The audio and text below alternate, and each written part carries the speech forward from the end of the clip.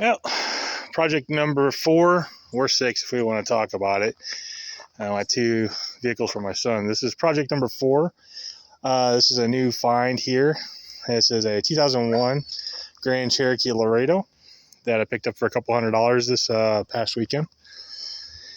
And we're going to go over what we're going to do on this project and some of the videos I'll be making over this. All right, so first and foremost, we're going to notice that there's the body's in pretty okay condition. A couple little dents here and there. Nothing significant. All the gaps line up. Doors open and close very well. Of course, we can see one of the very traditional Cherokee parts that go bad, and this is broken, so I'll have to fix that. On the inside, we see that this isn't the leather trim, this is the cloth trim, but the seats are in really good condition, so that's always a plus. The center console somehow got shattered. Now, I'll probably be moving away from this Quadra-Tac 2 and try to find that 252. I think it's a 252 DR or something like that. It's got 2-wheel drive, 4-wheel drive high, neutral, low, so on and so forth. So I'll eventually try to move to that, but not a priority right now. Other than that, general cleanliness issues, not a big deal. The headboard or the top is unusually dirty. I don't know how this gets so dirty like this, but for the most part, the dash isn't cracked up. We got all of the stuff other than the trim being broken up, and looks like a lot of the generic lower trim package stuff. We don't have heated seats or anything like that, and that is fine. As you see, I've got the seats folded down, so I got all this cargo, and I just picked up these wheels. These are JK Rubicon wheels. I like them. They're the same ones that you see on my LJ back, or my YJ back there, and I like these wheels. So these wheels will go on here. Doesn't have the CD tray or anything like that. Just kind of like the base model stuff. So far, what I've noticed is the doors work. When we did have this briefly running, 3 of the windows do work. No real rust or anything like here. The passenger rear window has got a broken regulator in there. I've already had to fix a couple of these before. I mean, you can replace them, or I can just I can usually repair those with a couple little pop rivets or something, and they'll just be fine. The only significant rust I've seen on the vehicle back here is this right in front of the rear door. And that shouldn't be that much of a big deal. I'll knock all this down, see how deep this goes. But the metal is nice and strong back here behind this. The rest of the door seals, everything looked good. I'm not sure if there's door seal here, if that's for a different vehicle or what's going on here. We'll figure that out. All 4 of the wheels, or the tires anyways, they're all roached out. They're all just Maypops. Another dent right there. A couple dents on the back bumper. But as you see, down the body line, very straight. Good gaps all the way around. So I don't think this is an accident vehicle at all. The rear window, I haven't got this to pop. I think the electronics back here are bad. And of course, bad hood struts, bad trunk struts. Simple fix for that. Still not that big of a deal. I look at how much cargo room is in this thing. So whether or not I flip this or keep it really depends on a couple things. First and foremost, if I sell that truck, I'll keep this because I need something to tow. Now on the engine on this, I've got the 4.7 liter, and that's one of the biggest reasons that I got this. I could have gotten the straight 6, the 4.0. I think this 4.7, I think it's a 250 or 285. It's got a couple little things, like the ground, for whatever reason, is off the battery. I don't know how that happens. This overheated. Definitely has blown head gaskets. We got this thing up and running for about a minute or two, long enough to verify that it does run. It probably dropped, it sounds like at least one lifter on each side. It's kind of tinging around. Either that or I dropped those valve seats. I need to see if I can find a machine shop here local to the Wichita area to either see if they can replace those valve seats, or I'll just get new heads, which are running, when I looked around, they're about $425 a head. So we will see how that goes. The alternator looks good, though. I have to figure out the how the fan runs. Now, I was watching D&E in the garage, and he definitely said that these fans from the 4.7 are driven off of the power steering. Now, this power steering box is empty. And they do say that the power steering box that runs the fan uses hydraulic instead of ATF. So there's that. I haven't checked any of the other filters or anything like that. What I will be doing is replacing all the rubber parts underneath the vehicle. But as we see here, so far, there's not rust down here. Now, the guy kind of alluded that he was traveled to California and back a lot, whatnot. So I don't know if it's a California car or whatever, but it's a really good condition, not even rusty. So that makes me happy. I haven't gotten this up on lifts yet to get under here and see how, if there's any more damage down here or whatnot, but that will be coming. Now, you see that brake? And this brake, the brakes are definitely shot. You can feel the Grand Canyons in these things. And there's enough of a lip on here that I'd be surprised if those can be honed out. Under the wheel wells, though, it's very clean. It really is. So I'm going to be doing a lot of standard stuff. I'm not going to probably take this off-roading that much. I got the YJ for that, and I'm not going to be doing any rock crawling anyways. So this is going to be kind of a commuter car. Looks like I got a little bit of crack there, maybe. Same there. This will be more of a commuter car, and it's got a really good tow rating on this thing. So when this pickup truck sells, I will sell this truck. And we'll go on to project number 2. Project number 2 is this 1998 Ford F-150. Somebody did a really good home paint job, or this is a really subpar Mako paint job. You see my dog jumps all over this thing. Paint job is terrible. However, this truck is solid. I've gone over front to back. The top half of the engine has been replaced. Got reasonably new tires on this thing. Still sourcing a couple things, like the back seat is missing.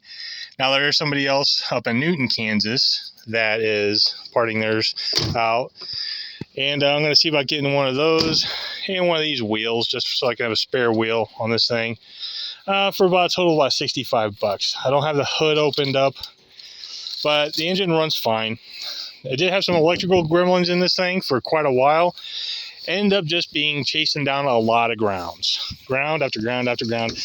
A lot of it, I think, it came in large part because somebody before put a stereo system back here. There's a lot of wiring back here, and a lot of wiring got pulled out, and I think some of it was kind of jumpered in to the grounds. And there was a couple of bad grounds under the engine bay. What I have replaced on this so far, and I didn't do videos on this because I meant to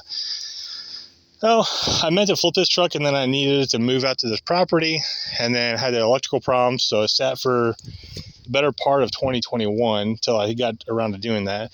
New fuel pump. I got a new fuel filter, but I haven't put that in. That's all about 2 minutes worth of work. New heads, brand new heads. This thing did overheat and warped one of the heads. I found a really good deal on, I meant to open up the hood. I found a really good deal on some heads that came from a machine shop that the guy was more or less giving away. So I got those for a couple $100 as opposed to like $1,000. This is the 4.6 liter at the 5.4 liter, so we don't have to worry about the cam phaser problems. Just had to get a new battery in there because that battery died. Like, I've had 2 batteries die on me the first cold snap. And the whole front of the engine has been done. The whole top of the engine has been redone. Now the oil pump is going out, so I do have a new oil pump. That's why it's parked here by my shop, because I'll be working on that this week. A couple of things I'd probably need to get done. I still haven't bled the brakes. Brakes work great in this thing. But you know, you can see the fluid in there is dark. I need to get new fluid in there just for the health and welfare of this vehicle. And other than that, the only other significant issue on this is before I bought this, somebody had cut the cat out of it and welded in a piece of scrap metal. So I do have a significant exhaust leak down here, and I just need to find some exhaust piping, cut that what's away, weld in some new stuff. It'll be good. Other than that, this truck is a fine truck. I think one of the reasons, the obstacles of why it's not selling, there you see my covers. I lost the bolts to them, so I got to source some bolts to put that cover back on. This is a 4.6 liter. I think the reason why I can't sell this very easily is because it is a stick, and Americans don't drive sticks anymore. As a matter of fact, I've seen it from not car lots, what am I thinking of? The car washes.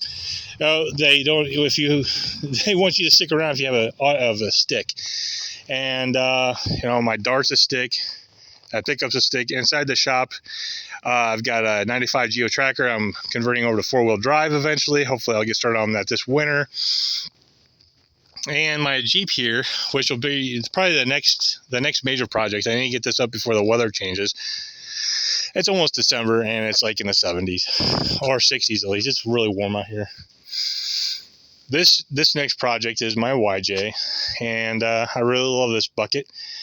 Last year, I didn't get it sprayed off enough, so there's a lot of rust buildup. Like, these shocks are brand new from last year, but I didn't get sprayed off enough. So I keep my pressure washer out if I need to spray these things down.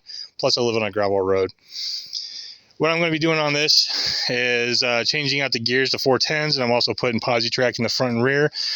These are the default 353s, but I've got these 31s on here. I'm going to put 410s on this, just so I don't break axles.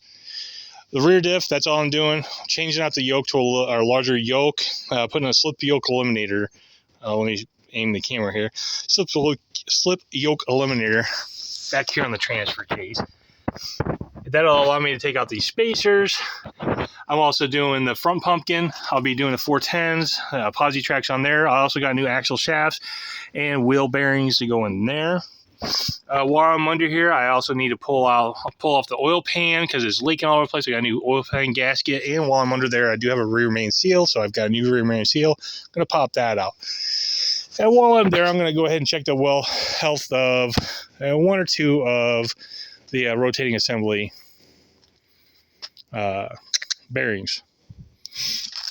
I think everything is good to go on that. I might need to get in there at the top end and just tighten down the heads, maybe put some new springs on there, because this is a plus 200,000 mile Jeep, and eventually I will rebuild this engine once I find a donor engine that I can rebuild on. Other than that, this thing has mostly highway miles on it. A doctor owned this before, and he pretty much just did highway miles again between California and Kansas. So it's high mileage, but that's why the frame is in really great condition.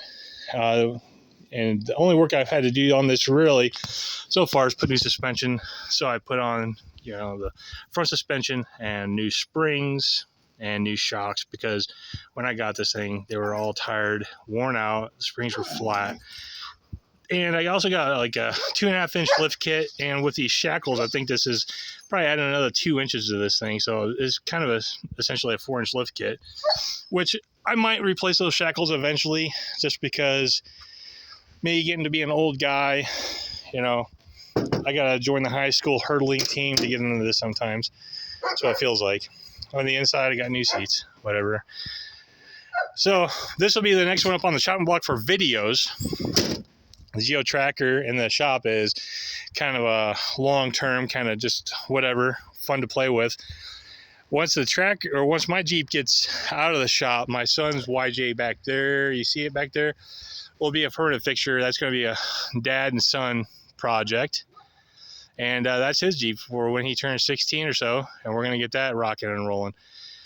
Another project I have is I already have all the transmission and everything. I'm going to swap this out from the automatic to the 5-speed, the AX15. This transmission, once I rework it, new seals and whatnot, will go into his, because the major fault with his Jeep is that the transmission, once it gets warm, slips. I don't know if it's transmission pump or what's going on with that. But for now, we'll have a spare transmission. I'll pop that out, plug it into there. We can worry about that transmission at a later time. That'll keep you updated for the projects. So I just wanted to show this new Laredo, the Grand Cherokee Laredo. All the windows and all the glass are really good. Paint's not even faded, so I'd almost say that for a long time this car was probably garage kept, which makes me happy. And then the guy I sold it from, or bought it from, well, they just didn't take care of it. They got Maypops on here, they let it overheat, and some of the cobbled together common Grand Cherokee issues from what I've seen. I'm not very familiar with this engine, but I've seen enough to where I think I'm pretty comfortable with it. It's kind of the Jeep Dodge version of the Chevy 350, I think, or 305 or something like that. Maybe a little smaller. Headlights, yeah, well, those could use a buff. But that's it for this. I am not going to be using this for off-roading. Like I said, I do live on a gravel road. Got this continual layer of dirt falling on this place, like fallout. But I do want something more reliable, especially in the wintertime or during inclement weather, and have something more comfortable, because I love my YJ. Don't get me wrong, I love that thing. But I don't want to drive it all the time. If this is more comfortable, and plus I get this huge back seat, I can lay that down for my dogs back here. My car, the Dodge Dart, I've contemplated getting rid of this a few different times, but with gas prices, I'm going to keep it because I still get 36 miles to the gallon on this. So I'll keep that. And but I've also noticed I can't drive that on the road here when it gets really sloppy. So that's why I need my Jeep up and running. That'll be the end of this video. Go ahead and subscribe if you want to see some of these projects. I'm going to be putting a lot of these projects up on this channel. That way, I would just want to show how you can do it, and to show that you just can do this. I mean, I do have a shop back there, sure, but you can do all of the work I'm going to be doing in the shop right in the driveway. And I want to teach you young boys and young girls, if you're interested in it, that fixing your own vehicles is as easy as just figuring out how to take things apart and put them back together. There's a million instruction videos out there, so I probably won't go into depth. I'll reference somebody else's video on how to do a lot of this stuff. But I'll show some of the things that you might have challenges on or whatnot. That being said, there's one other thing I wanted to mention, and whether or not this makes the cut of the video or not, is that you see how this 84 AMC Eagle, a new 2001 Jeep, got this 84, I think it's 84, maybe 85 van, big fiberglass shell on it. Got that 98 pickup truck. I got my 95 YJ, my 2013 Dodge Dart, and in the garage I've got a 95 Geo Tracker plus my son's 95 YJ. And one of the things that somebody mentioned to me, my son mentioned to me, was that, and I guarantee this came from somebody else, is that I must be rich because I have nothing but cars. But I want to pay attention to where I got this Eagle for, a couple $1,000s. I need to rebuild the transmission on it and put motor mounts on this and a vacuum leak. This thing's solid. That truck I bought this Eagle, I think, for about $2,000. I bought that truck right there for $600, and I got a couple $1,000s into it. But for $600 and a couple $1,000, I've got a pickup truck. This YJ I bought for, I think, like $3,500, and I put way too much money into it, but it's still less than $6,000 on that. This thing I think I bought for like $3,500 a few years back, and I got a lot of work to do to that. It's a long-term project. It's been sitting too long. And the GeoTracker back there, I think I spent $2,500 on. And because the body's in great condition, engine, everything is great condition on that vehicle. So if I had all of these vehicles up and running, and for what I could sell all these vehicles for, would be at most $30,000. And that's if all of these vehicles were in perfect mechanical condition and perfectly cleaned and whatnot. Maybe selling my entire fleet would give me $30,000. Well, what do you get for $30,000 nowadays? You're not even one brand new car unless you're going for like a lower end car, but even lower end cars now are still hitting that $30,000 mark. Am I saying to spend all your money on hoopties? Absolutely not. What I am saying is look out for deals like this V8 Jeep right here. And you can spend a couple $100 on it, maybe another $1,500 in parts, and I'll probably spend a little bit more than that, just to do a few things I wanted to it. But just to get this thing running, let's say $800 for new heads, probably a few $100 more for gaskets, maybe $150 more for all new rubber for all the rubber parts underneath this thing, $100 for struts. And this thing's good to go. So I'd have less than $2,000 invested in this. Now think about $2,000, what that means. That $2,000 is 4, maybe 5 car payments, right? And now I've got a good solid vehicle that's going to be able to do whatever I need to. Same thing with that truck. That truck right now is probably, everything I've got into it right now is probably, say, 8 to 10 car payments for a perfectly good truck. It's not the fastest thing in the world, but it gets up to highway speed, no problem, right? Same thing here, 8 to 10 car payments, and I got a Jeep that I can pretty much take to probably 75% of the world's land mass, right? And then the Dart I've had since brand new. So the only thing I've ever done to this is put new coil packs on there and regular routine services and new tires.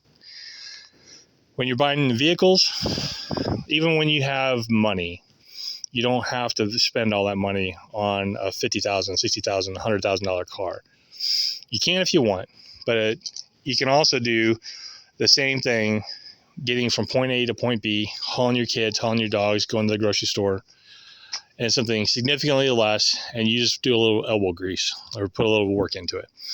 All right, that's all I'm going to have for today. Have a great day, everybody.